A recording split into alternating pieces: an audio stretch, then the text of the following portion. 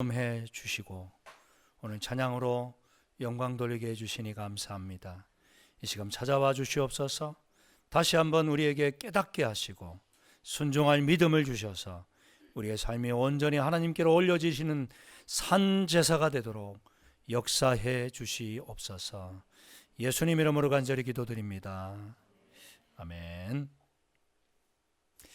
내 집은 기도하는 집이 되리라, 이런 제목으로 오늘 하나님 말씀을 함께 나누고자 합니다. 오늘 28절 말씀을 보면 예수께서 이 말씀을 마치시고 예루살렘을 향하여 앞서서 가시더라. 예수님께서 앞장서서 가신다. 그리고 제자들이 그 뒤를 따르는 그 장면을 우리에게 보여주고 있습니다. 그렇습니다. 신앙의 길은 앞서 가시는 주님의 길을 따라가는 것이죠. 우리가 예수를 믿는다고 하면서도 주님 길을 가지 않고 내 멋대로 걸어가면서 나는 예수를 따른다, 이렇게 말하는 분들이 가끔 계세요. 그 잘못된 겁니다. 예수를 믿는다는 것은 예수의 길을 가는 것이지 내 길을 걸어가는 것이 아니다. 그렇다면 주님은 어떤 길을 걸어가고 계시는가? 오늘 말씀을 통해서 함께 나누고자 합니다. 먼저 우리 주님은 나귀를 타시고, 특별히 나귀 새끼를 타시고 예루살렘을 입성하고 있는 장면을 오늘 본문을 통해서 보여주고 있습니다. 이 주님이 입성하실 때에 우리는 순종이라고 하는 단어를 배우게 됩니다. 먼저 29절을 보시면 감난원이라 불리는 산 쪽에 있는 벳바게와 베다니에 가까이 가셨을 때에 라고 말합니다. 감난원, 감난산이라고 우리가 흔히 부르죠. 산이라고 말하기에는 그렇게 큰 높은 곳이 아니기 때문에 때로는 동산처럼 보여서 감난원이라 이렇게 부르는 이 올리브 나무가 무성했던 그곳, 우리 주님 종종 찾아가셔서 또 기도도 하셨던 그곳, 그쯤 이뤄졌을 때에 그 건너편에 있는 마을에 두 제자를 보내십니다. 이 두 제자에게 사명을 맡기시는데 어떤 내용입니까? 그게 30절 말씀이죠. 이르시되 너희는 맞은편 마을로 가라. 그리로 들어가면 아직 아무도 타보지 않은 나귀 새끼가 매여 있는 것을 보리니 풀어 끌고 데려오라. 만일 누가 너희에게 어찌하여 푸느냐 묻거든 말하기를 주가 쓰시겠다 하라. 이렇게 하나님께서, 우리 주님께서 두 제자에게 이제 명령을 내리십니다. 여러분이 이 두 제자라면 어떨까요? 선뜻 나서기가 쉽지 같지 않습니까? 내 것도 아니고 주님 것도 아니고 남의 것을 무작정 그 나귀를 풀어서 가지고 오라. 주인이 제지를 하면 주께서 쓰시겠다, 이렇게 말하라는 거예요. 참 쉽지 않은 그런 명령이죠. 그러나 그들은 주님께서 그동안 어떤 일을 하셨는지를 잘 알고 있기 때문에 순종하고 이제 따라가게 됩니다. 정말 이 나귀를 풉니다. 그리고 데리고 옵니다. 여러분, 여기에서 저는 나귀를, 매여 있는 나귀를 풀었다 라고 하는 이 단어에 눈길이 갔습니다. 여러분, 사람들은 다 매여서 살아갑니다. 자유롭다고 생각하지만 아니요, 다 매여 있습니다. 돈에 매여 있든지, 성공에 매여 있든지, 쾌락에 매여 있든지, 알코올 중독에 매여 있든지, 도박에 매여 있든지 다 매여서 살아갑니다. 겉으로는 자유로운 것 같죠. 그러나 그 마음은 꽁꽁 묶여서 다 살아가고 있습니다. 여러분은 어디에 매여 있습니까? 오늘 이 예배 시간이 여러분이 그 매여 있는 그곳에서 풀려나는 자유와 해방의 날이 되실 수 있기를 축원합니다. 오직 주님의 능력으로만 우리의 매여 있는 그 삶에서 자유함을 얻을 수 있습니다. 주님의 능력이 아니면 우리 스스로 그 매여 있는 것을 풀 수가 없다는 것입니다. 그래서 우리가 이 예배를 드리는 이유이기도 할 것입니다. 주님, 나를 풀어주십시오. 이 속박에서 벗어나게 해주십시오. 주께서 여러분의 그 간구를 들어 응답해 주실 줄 믿습니다. 예수 그리스도께서 왜 오셨습니까? 왜 지금 예루살렘을 향해 올라가고 계십니까? 바로 유월절 어린 양처럼 우리를 죄와 영원한 죽음의 속박에서 구원할 길이 당신이 제물이 되어 십자가에서 죽는 길 외에는 없기 때문에 우리 주님께서 그 길을 걸어가셨고 테텔레스타이 다 이루었다. 십자가에서 그 말씀을 하심으로 우리를 죄와 영원한 죽음에서 구원하여 주시고 하나님과 원수되었던 우리가 하나님의 자녀가 되도록 역사해 주신 줄 믿으시기 바랍니다. 아멘. 이 믿음을 소유하는 그 순간 우리는 속박에서 벗어나는 것이죠. 이제 풀려난 그들에게 주님께서 뭐라고 말씀하십니까? 주가 쓰시겠다 하라. 오늘 주님께서는 우리를 향해서 말씀하십니다. 내가 너를 사용하기 원한다. 우리를 구원하신 이유는 단순한 그냥 자유와 기쁨만으로 마음대로 살아가라고 하는 것이 아니라 이제는 네가 나를 위해서 좀 쓰임을 받았으면 좋겠다. 여전히 구속되어져 살아가는 수많은 영혼들을 주님께로 인도하는 사명을 우리에게 허락하여 주신 줄 믿습니다. 주가 쓰시겠다. 주님, 나를 사용해 주십시오. 나를 통하여 매여 있는 그 사람들을 풀려나게 해 주십시오. 나에게 주신 이 복음 증거의 사명, 이 사명을 내가 감당하게 해 주십시오. 여러분, 기쁘게 드리는 사람을 하나님께서 사용하시는 줄 믿습니다. 제자들의 순종도 있었지만 누구의 순종도 있습니까? 그 나귀 새끼 주인의 순종도 있는 거죠. 사람을 한 번도 태워보지 못한 나귀 새끼, 이것은 그 주인에게 있어서는 너무나도 소중한 재산입니다. 값을 많이 쳐줄 사람도 있을 겁니다. 근데 제자들이 한 번도 보지 못했던 제자들이 그 소중한 나귀를 풀어가려고 할 때 주가 쓰시겠다, 그 말에 내어드립니다. 네, 가져가세요. 주님이 마음껏 사용하시면 그저 나는 기쁠 따름입니다. 여러분, 저와 여러분도 이 예배 시간 주님께 기쁨으로 나의 인생을 드리실 수 있기를 축원합니다. 다짐하셨으면 좋겠습니다. 그것보다 더 큰 기쁨이 우리에게 무엇이 있겠습니까?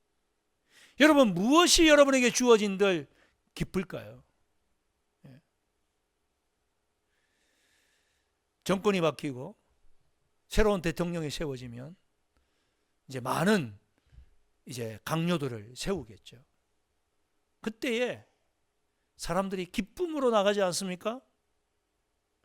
아우, 나를 이렇게 인정해 주다니, 나를 쓰겠다고 하니 교수직도 내려놓고 회장직도 내려놓고 사람들이 나서는 걸 봅니다. 세상의 그 권력자도 쓰겠다고 하면 기쁨으로 나서는데 하물며 나의 참 주인이시고 아버지이신 창조주 되시는 그분께서 무엇이 부족해서 나 같은 연약한 자를 쓰신다고 하시는지, 그분의 부름 앞에, 그분의 콜링 앞에 아멘, 주님 감사합니다, 그렇게 고백하며 나아가는 저와 여러분이 다 될 수 있기를 축원합니다. 여러분, 왜 낙이 새끼일까요? 이유는 기록된 말씀을 이루기 위한 것을 우리가 보게 되어집니다. 스가랴 9장 9절에 보면 이렇게 기록되어져 있습니다. 다 같이 한번 읽어보겠습니다. 시작. 시온에 따라 크게 기뻐할지어다, 예루살렘에 따라 즐거이 부를지어다. 보라, 내 왕이 내게 임하시나니 그는 공의로우시며 구원을 베푸시며 겸손하여서 나귀를 타시나니 나귀의 작은 것 곧 나귀 새끼니라. 아멘. 예수님께서 감난원에 이르렀을 때에 명령하셨죠. 나귀를 새끼를 풀어 가져와라. 이 감난원에 이르렀을 때라고 하는 것도 성경에 예언되어져 있었습니다. 스가랴 14장 4절에 보면 그날에 그의 발이 예루살렘 앞 곧 동쪽 감람산에 서실 것이요. 메시아가 오게 되면 바로 예루살렘 동편에 있는 감람산에 서게 될 것이다. 그리고 우리가 방금 읽었던 이 9장 9절에도 메시아가 오게 되면 그분께서 나귀 새끼를 타고 입성하게 될 것이다. 그 이유가 뭐라고요? 겸손하여서 구원을 베푸시기 위해 나귀 새끼를 타신다. 세상의 권력자들은 나귀 새끼 타는 거 좋아하지 않습니다. 세상의 왕들은 아라비아산 아주 키도 크고, 그죠? 그리고 구릿빛 아니면 하얀 백마를 타고 입성하는 걸 원하죠. 그러나 우리 주님은 나귀 새끼를 타신다. 이 모든 것들이 말씀에 예언된 대로 주님께서는 그렇게 입성하고 계시다는 것입니다. 그렇습니다. 주님, 우리 주님은 겸손의 왕이신 줄 믿습니다. 우리도 겸손의 사람이 되어야 됩니다. 사람들마다 급을 나누죠, 세상은. 그리고 그 급에 맞는 삶을 살고 싶어 합니다. 내 나이가, 내 직책이 그래도 이 정도 되는데, 이런 차를 몰아가지고 되겠나? 사람들은 그래서 급을 나누어서 그 급에 맞는 차들을 타고, 그리고 주택에서 거주를 하기를 원하고, 옷도 명품 가방도 그렇게 매기를 원해요.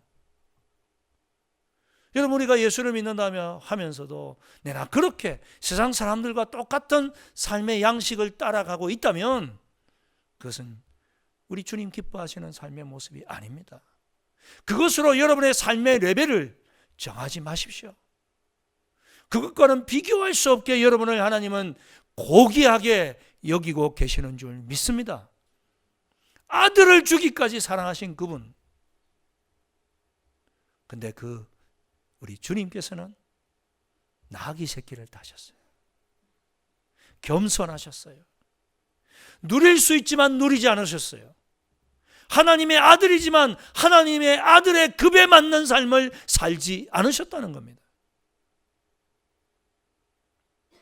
때로는 주님은 포기하셨습니다. 왜요? 사랑하기 때문에. 하나님과 동등되게 여길 것을 여기지 않으셨다. 바울은 그렇게 고백하잖아요. 우리가 누릴 수 있지만 누리지 않는, 내려놓는 삶. 아니, 더 좋은 것, 예수 그리스도를 붙잡는 삶.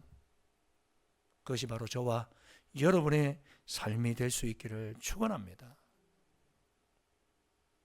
두 번째로, 이제 나귀 새끼를 타고 예루살렘에 입성하실 때 제자들과 무리들이 환호성을 지르는 장면이 오늘 본문에 기록되어져 있습니다. 예수님께서 나귀를 타시기 위해서 안장이 있어야 되는데 한 번도 사람을 태워보지 않았기 때문에 안장 자체가 얹어져 있지 않죠. 그래서 우리 귀하신 우리 주님 타시는데 그냥 앉으실 수 없다 싶어서 제자들이 먼저 자기의 겉옷을 안장처럼 나귀 새끼 위에 얹습니다. 그게 35절에 나오죠. 자기들의 겉옷을 나귀 새끼 위에 걸쳐놓고 예수를 태우니 제자들의 이러한 모습을 본 군중들이 예수님이 올라가는 그 입성의 길에 자기 그 겉옷을 펼칩니다.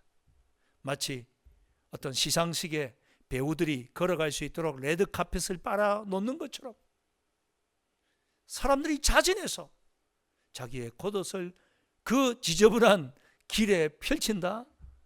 여러분, 이게 쉬운 일이 아니죠. 아스팔트가 깔려있는 길에도 내 겉옷을 펼치고 다른 사람 걸어가게 하는 게 그게 쉬운 일이 아닐 텐데. 자원해서. 그렇습니다. 주가 쓰시겠다 하라는 말씀을 지금 바로 실천하고 있는 모습입니다. 여러분, 헌신은 주님께 드리는 것은 없는 것 드리는 거 아닙니다. 자기들 가지고 있는 겉옷을 내놓은 겁니다. 겉옷에도 종류가 다양했겠죠. 어떤 사람은 뭐 값비싼 옷도 있었을 것이고 어떤 사람은 허름하고 남루한 겉옷이 있었겠죠. 그러나 주님은 그것 관여하지 않으신다는 거예요. 여러분이 지금 가지고 있는 게 무엇입니까? 어떤 재능입니까? 어떤 물질입니까? 그것이 무엇이든지 간에 주님은 내가 가지고 있는 것을 겸손히 드릴 때에 마음껏 사용하여 주시는 줄 믿습니다. 그렇습니다. 아유, 주님, 저에게 주시면 하시오. 많은 분들이 그렇게 이야기하더라고요. 저에게 건강 주시면, 시간 주시면, 돈 주시면 그때 내가 봉사하겠습니다. 아니요, 주님 그렇게 말씀하지 않습니다. 네가 가지고 있는 그것 지금 사용해라. 주님은 과부의 2 렙돈을 가장 큰 헌금을 했다고 칭찬하셨잖아요. 마음을 보시는 겁니다. 없는 것 드리라고 말하지 않습니다. 주님, 이거 얼마나 되겠습니까마는 사용해 주십시오. 그렇게 나의 시간을, 나의 건강을, 나의 재물을 드릴 때에 주님께서 놀라운 역사를 일으키실 줄 믿습니다. 그렇습니다. 세상은 계획을 따라 살아가죠. 여러분 그러면 어떻게 사십니까? 물론 우리가 계획을 세워야죠. 교회에도 매년 예산을 세우지 않습니까? 기간마다, 주일학교마다 교육 프로그램 계획을 세우지요. 그러나 우리 그리스도인들은 계획을 따라 사는 삶이 아닙니다. 무엇을 따라 삽니까? 말씀을 따라 살아야 될 줄 믿습니다. 내가 계획하지도 않았는데 예배 드리는 가운데에, 성경을 읽는 가운데에 내 마음에 부딪혀오는 그 말씀 앞에 순종하는 거죠. 알겠습니다, 주님. 저에게 부딪히게 하신 이 말씀 그대로 따르겠습니다.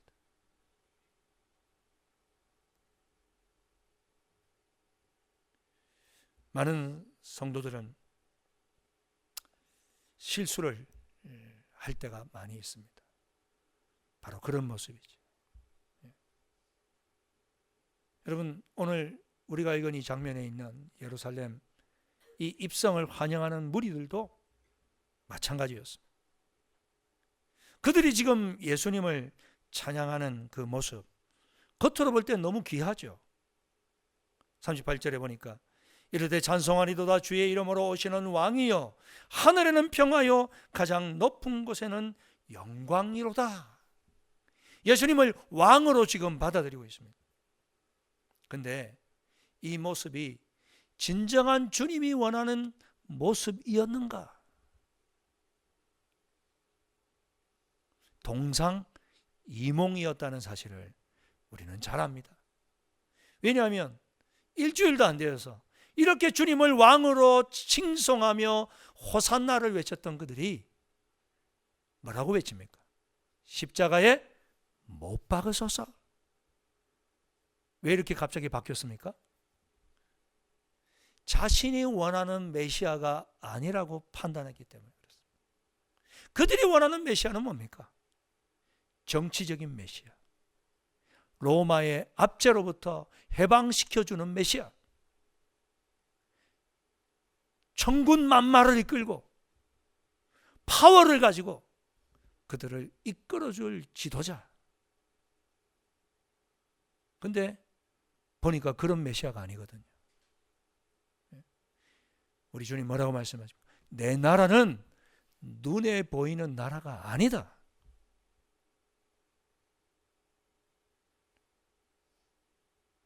우리 주님의 나라는 어디에 있다 그랬습니까? 너희 마음속에 있다.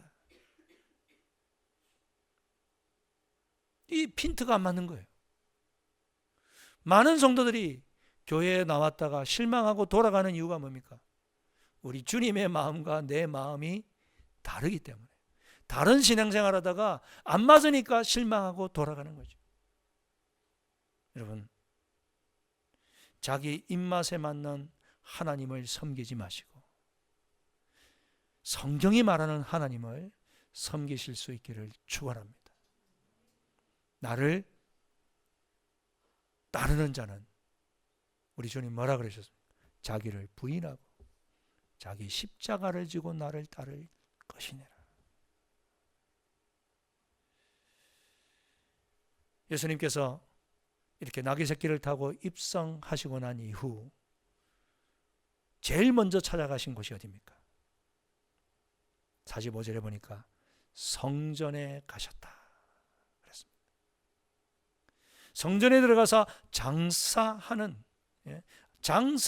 자들을 내쫓으시며, 물건을 사고 파는 장사하는 사람들을 내쫓았어요. 아니, 성전에 어떻게 장사하는 사람들이 있을 수 있단 말입니까? 근데 그런 일이 일어나고 있었습니다. 이것은 성전 가운데, 이방인의 뜰 가운데 있었던 일인데, 당시 유대인 내의 명절인 유월절을 앞두고 있었으므로 거의 한 100만 명에 가까운 사람들이 몰려들었다고 이야기합니다. 그들이 온 이유가 뭡니까? 하나님께 제사드리기 위해서. 그래서 먼 거리에서 소와 양이나 짐승들을 데리고 왔는데 제사장이 판결을 합니다. 흠이 있네? 흠 있는 거는 하나님께 드리면 안 되지. 그럼 어떻게 하면 됩니까? 저기 가서 바꿔. 그냥 바꿔주나요? 거기서 판매하는 사람들에게 웃돈을 주고 자기 짐승을 줘야 바꿔주는 거예요. 거기서 파는 것으로만 재물을 드릴 수 있도록. 그러므로 그 판매하는 사람들과 이권이 연결되어 있는 겁니다. 또한 성전세를 내게 되어 있죠. 성인들은. 그 세금은 자기들이 있는 곳에서 사용하는 세상적인 로마 화폐나 그리스 화폐를 사용할 수 없습니다. 세겔로, 성전 화폐로 바꿔야 되는, 환전을 하게 되는데, 환전할 때에 이들이 이익을 많이 거둬가는 겁니다. 그러므로 이 이익, 장사하는 사람들과 종교 지도자들과 서로 연결되어 있어서 커미션을 이제 먹으면서, 그런 일들을 본 우리 주님이 누님이 뒤집어 주신 것이죠. 그들을 내어 쫓으십니다. 우리가 마태복음, 마가복음 다 있죠. 거기에는 보니까, 그죠? 채찍을 만들어 가지고는 상을 뒤집어 엎고 막 짐승들을 내쫓고, 어떻게 보면 큰 소동을 일으키시는. 그러면서 우리 주님, 성전이 어떠한 곳인지를 오늘 우리에게 정의해 주신 46절 말씀을 다 같이 다시 한번 읽겠습니다. 시작. 그들에게 이르시되 기록된 바 내 집은 기도하는 집이 되리라. 너희는 강도의 소굴을 만들었다 하시니라. 성전은 어떤 것이라고요? 기도하는 집이다. 여러분, 우리 교회는 기도하는 집이 되어야 할 줄 믿습니다. 그런데 이 성전이 우리 교회만을 이야기할까요? 아니죠. 고린도전서 3장 16절에 보니까 너희는 너희가 하나님의 성전인 것과 하나님의 성령이 너희 안에 거하는 것을 알지 못하느냐. 성전은 이제 사라졌습니다. 눈에 보이는 성전이 사라졌어요. 이제는 누가 성전이라고요? 저와 여러분이 성령을 모시고 있기 때문에 성전이 되었습니다. 그러므로 우리를 향해 하시는 말씀입니다. 너희는 기도하는 사람이 되어야 된다. 성도의 정체성은 기도에 있습니다. 여러분, 지난 일주일 동안 어떤 기도 생활을 하셨습니까? 아침에 눈을 뜨면 기도로 하루를 시작하셨나요? 기도를 왜 이렇게 강조하실까요? 기도는 하늘과 땅이 만나는 시간이기 때문에 그렇습니다. 하나님과 이 미천한 내가 만날 수 있는 길이 바로 기도이기 때문에 그렇습니다. 기도하지 않고 살아간다는 것은 가장 교만한 삶입니다. 하나님의 도움 없이도 내가 살아갈 수 있다는 말과 같기 때문에. 하나님, 나는 당신의 도움 없이는 한 발자국도 걸어갈 수 없습니다. 우리 가정을 당신이 다스려 주십시오. 내 일터를 당신이 책임져 주십시오. 오늘도 온갖 복잡하고 어려운 일이 생기겠지만 그러나 당신의 능력으로 지혜로 이기게 해 주시옵소서. 하나님께서 우리의 그 기도에 응답해 주실 줄 믿습니다. 가장 좋은 길로, 가장 완전한 길로 주께서 인도해 주시는 그 놀라운 은혜의 방편이 무엇입니까? 바로 기도입니다. 내 집은 기도하는 집이 되리라. 우리 모스크바 장로교회가 여러분 한 분 한 분이 기도로 하나님의 뜻을 이루어가는 주님의 귀한 자녀들이 다 될 수 있기를 축원합니다. 이 시간 한번 우리 기도드렸으면 좋겠습니다.